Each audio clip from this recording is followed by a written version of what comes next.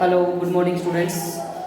बेटा last video में हमने पढ़ा था रेस्ट क्या होता है अपने पास और मोशन क्या होता है। ठीक है, रेस्ट में हमने देखा था कि यदि कोई ऑब्जेक्ट अपनी पोजीशन को चेंज नहीं करता है with respect to time and surrounding तो हम उसको क्या कहते हैं, रेस्ट में कहते हैं। और यदि कोई ऑब्जेक्ट पोजीशन को चेंज कर लेता है तो उसको क्या कहते हैं, मोशन में कहते हैं। उसको हम क्या कहेंगे, मोशन में कहेंगे। ठीक है, अब हम बात करते हैं टाइप्स ऑफ मोशन की। किसकी बात करते हैं, टाइप्स ऑफ मोशन। ठीक है, तो इस टाइप्स ऑफ मोशन के कितने टाइप होता है? तो सबसे पहले अपने पास that is rectilinear motion,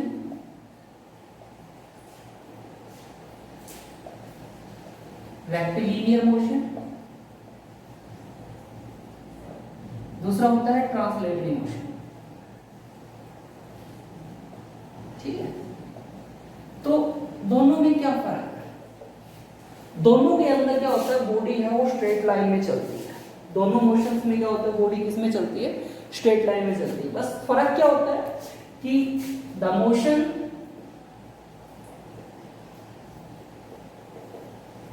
is said to be rectilinear if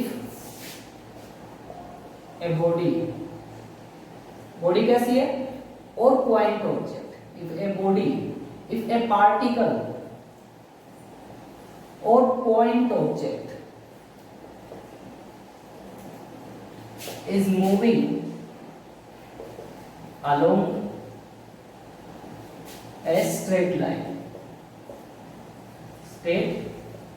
ठीक है, मतलब इसमें क्या है, एक पार्टिकल होना चाहिए या कोई पॉइंट ऑब्जेक्ट। पॉइंट ऑब्जेक्ट के बारे में मैंने कल बताया था आपको। पॉइंट ऑब्जेक्ट क्या होता है कि यदि कोई ऑब्जेक्ट अपने साइड से कई गुना ज्यादा डिस्टेंस कवर करता है तो हम उसको क्या कहते हैं, पॉइंट ऑब्जेक्ट कहते हैं। क्या कहते हैं, पॉइंट ऑब्जेक्ट कहते हैं। ठीक है, तो सिमिलरली यहाँ पे अपने पास है ट्रांसलेटरी मोशन। इसमें ऑब्जेक्ट है हमारा, पॉइंट ऑब्जेक्ट नहीं है, कोई भी बड़ा ऑब्जेक्ट है। ठीक है, इफ द बॉडी, ठीक है, which is not point object, which is not point object, ठीक है, is moving along the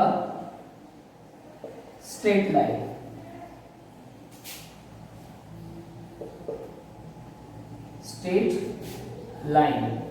then it is called,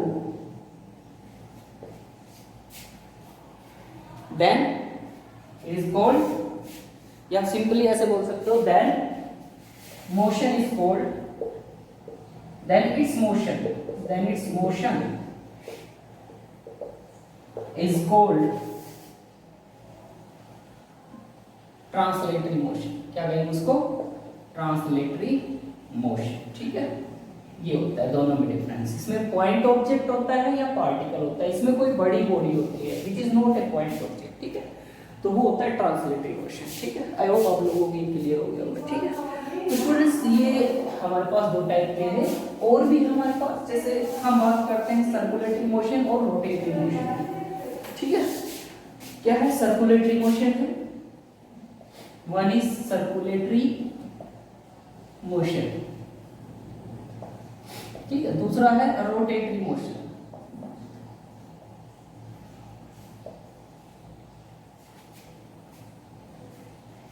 okay, तो सर्कुलेटरी मोशन में क्या होता है, यदि कोई ऑब्जेक्ट किसी फिक्स पॉइंट के अबाउट चक्कर लगा रहा है। फॉर एग्जांपल जैसे ये पेन है, ये ब्लू मार्कर है, ठीक है, और ये ब्लैक है। तो ब्लैक क्या कर रहा है, इसके चारों तरफ, इस लाइन के चारों तरफ क्या कर रहा है, चक्कर लगा रहा है। ठीक है, ओके, तो ये सर्कुलेटरी मोशन, ये कौन सा मोशन है, सर्कुलेटरी। लेकिन यदि ये जो मार्कर है ऐसे अपने खुद के एक्सिस के अबाउट चक्कर लगाए ऐसे, तो ये कौन सा हो जाएगा, रोटेटरी मोशन हो जाएगा। दोबारा से देखो, ये ब्लैक मार्कर है, वो ब्लू के चारों तरफ क्या कर रहा है, चक्कर लगा रहा है। ठीक है, दिस इज सर्कुलेटरी मोशन। और ये जो है खुद के एक्सिस के अबाउट चक्कर लगा रहा है, तो ये कौन सा है, रोटेटरी मोशन। ये भी कौन सा है, रोटेटरी मोशन है। ये भी कौन सा है, रोटेटरी मोशन है। ठीक है, तो हम इसकी डेफिनेशन लिखेंगे, इफ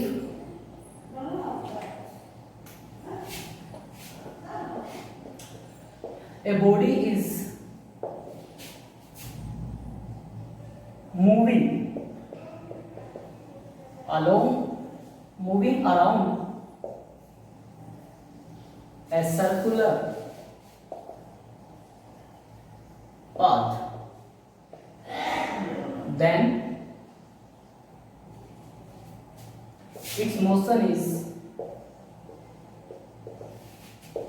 called सर्कुलेटरी मोशन। क्या कहते हैं उसको? Circulatory motion. एग्जाम्पल क्या हो सकता है? एग्जाम्पल, ठीक है, एग्जाम्पल मान सकते हैं कि जो टिप है, tip of the hands needle of A watch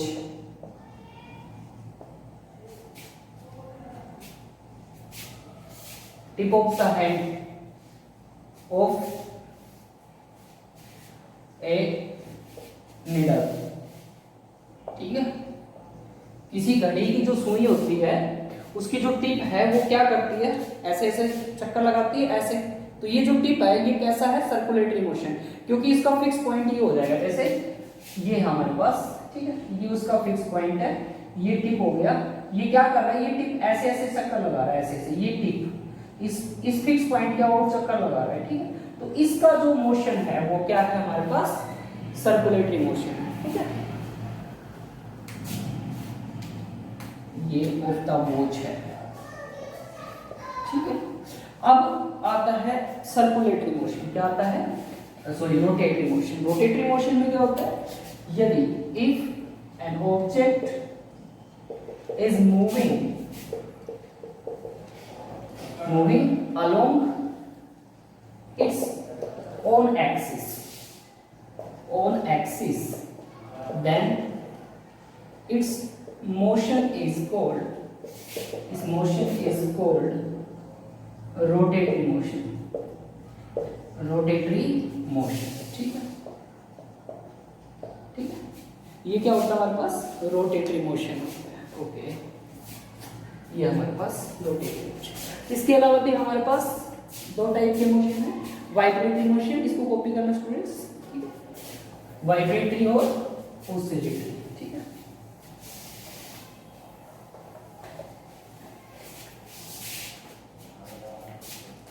vibratory, oscillatory की बात कर ले। ऑसिलेटरी मोशन, ठीक है। ऑसिलेटरी में क्या होता है? यदि कोई ऑब्जेक्ट है वो क्या कर रहा है? If an object is moving to and fro, उसको बैक एंड फोर्थ भी बोलते हैं, back and forth. Then its motion is called oscillatory motion, ठीक है। एग्जाम्पल क्या हो सकता है? सिंपल पेंडुलम हो सकता है। Example, motion of simple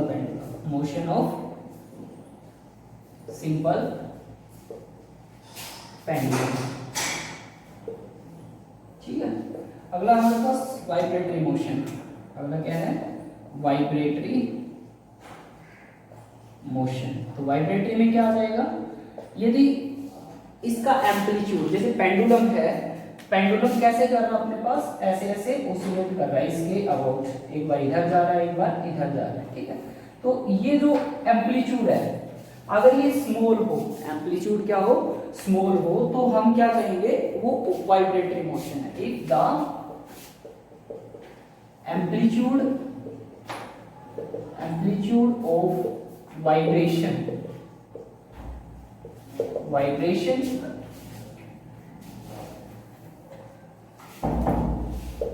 vibration of pendulum, vibration of body, vibration of oscillation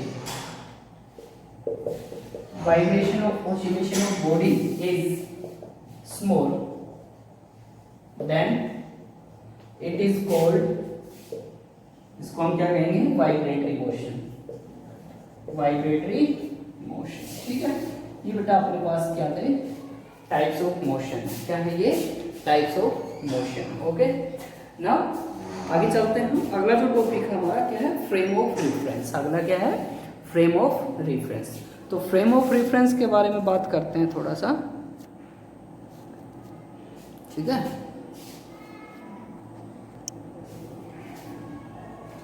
अगला टॉपिक अपना frame of reference, frame of reference. तो स्टूडेंट्स, फ्रेम ऑफ रेफरेंस का फिजिक्स में अपना एक बहुत ही इंपॉर्टेंट रोल है। ठीक है, मतलब फ्रेम ऑफ रेफरेंस को अगर मैं सिंपल शब्दों में आपको समझाऊं तो जैसे कि मैंने आपको बताया था कि भाई है ना, जैसे कल मैं बात कर रहा था कि भाई हम किसी बस में बैठे हुए हैं। ठीक है, ओके, ये बस है और इसमें दो पैसेंजर हैं। कितने पैसेंजर हैं, दो। एक पैसेंजर ये है, दूसरा पैसेंजर ये है। ठीक है, तो और एक ऑब्जर्वर है तीसरा बाहर की तरफ। एक ऑब्जर्वर किधर है, बाहर की तरफ है। ठीक है,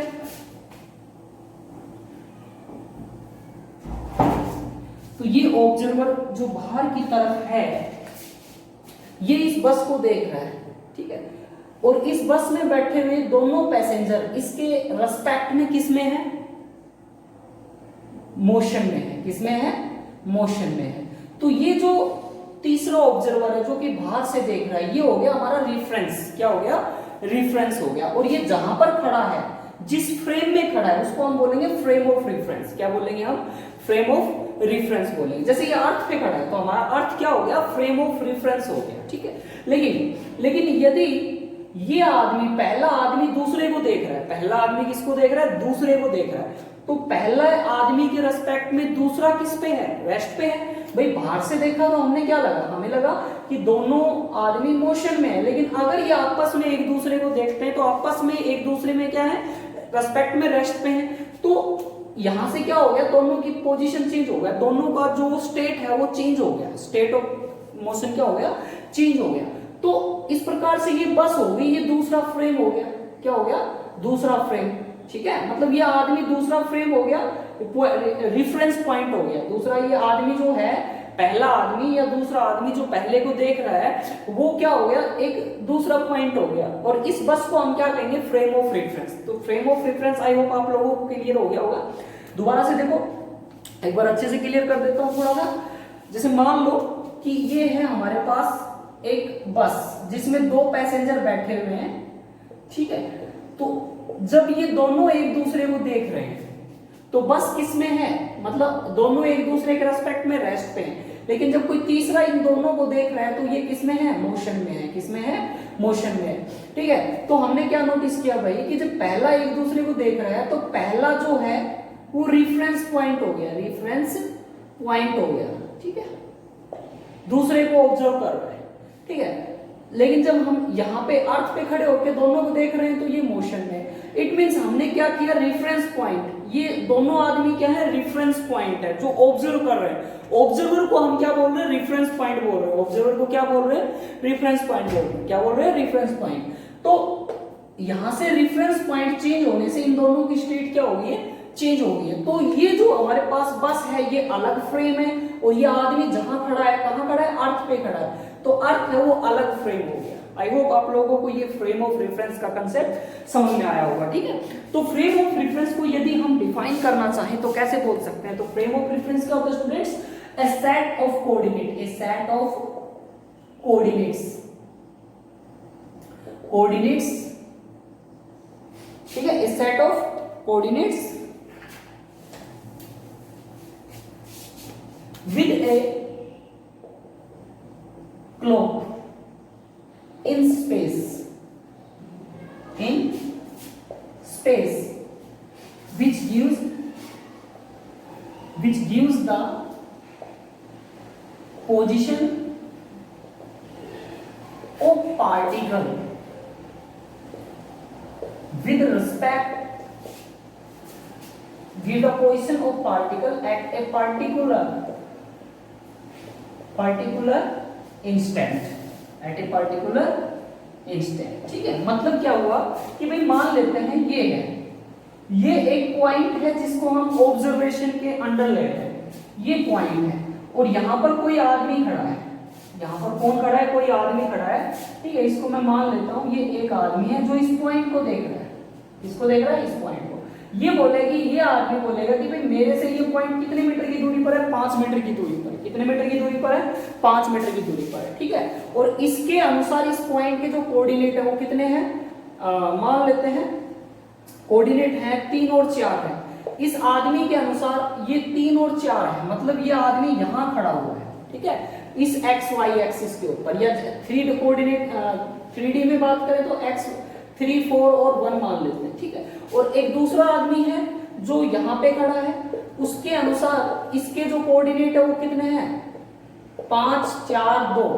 ठीक है, इसी सेम पॉइंट के दोनों के अनुसार अलग अलग कोऑर्डिनेट्स हैं, दोनों के अलग अलग कोऑर्डिनेट है। इट मींस क्या हुआ कि हमने फ्रेम को चेंज किया, हमने किसको चेंज किया है, फ्रेम को चेंज किया है, तो जिससे उसके कोऑर्डिनेट्स भी क्या हो रहे हैं, चेंज हो रहे हैं। तो ये जो कोऑर्डिनेट्स है ना, हम इन्हीं को क्या बोलते हैं भाई साहब, फ्रेम ऑफ रेफरेंस बोलते हैं। इन्हीं को हम क्या बोलते हैं, फ्रेम ऑफ रेफरेंस। लेकिन साथ में एक क्लॉक भी होता है, क्लॉक का मतलब घड़ी।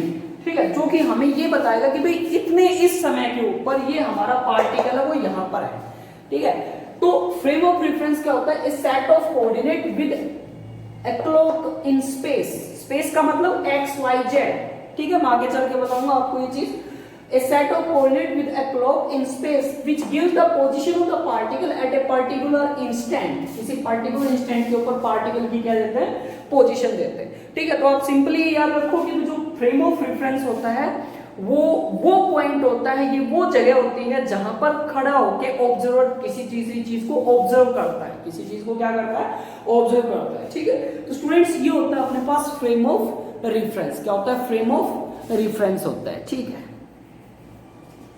अगला है हमारे पास, अब हम बात करते हैं जो अगला है हमारे पास, types of frame of reference. इसकी टाइप्स, ठीक है, types of frame of reference. ठीक है, तो इसकी 2 टाइप होती है। द पहली we have inertial frame of reference, INERTIAL, inertial frame of reference। दूसरा है non inertial frame of reference, non inertial frame of reference.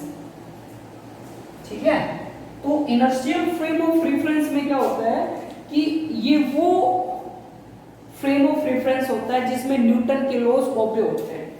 ठीक है, it is that frame of reference in which Newton's laws are obeyed, in which Newton's laws are obeyed. ठीक है, जिसमें Newton के law ओबे होते हैं। Means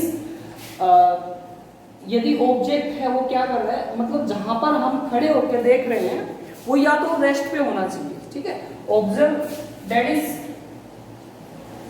observer should be at rest, should B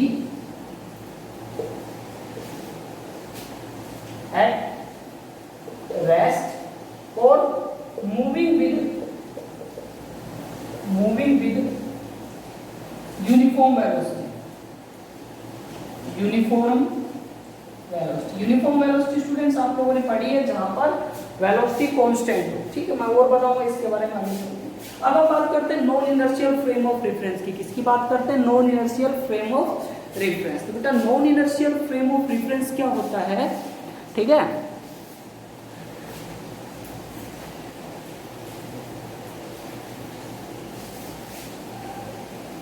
ये होता है हमारे पास the frame of reference in which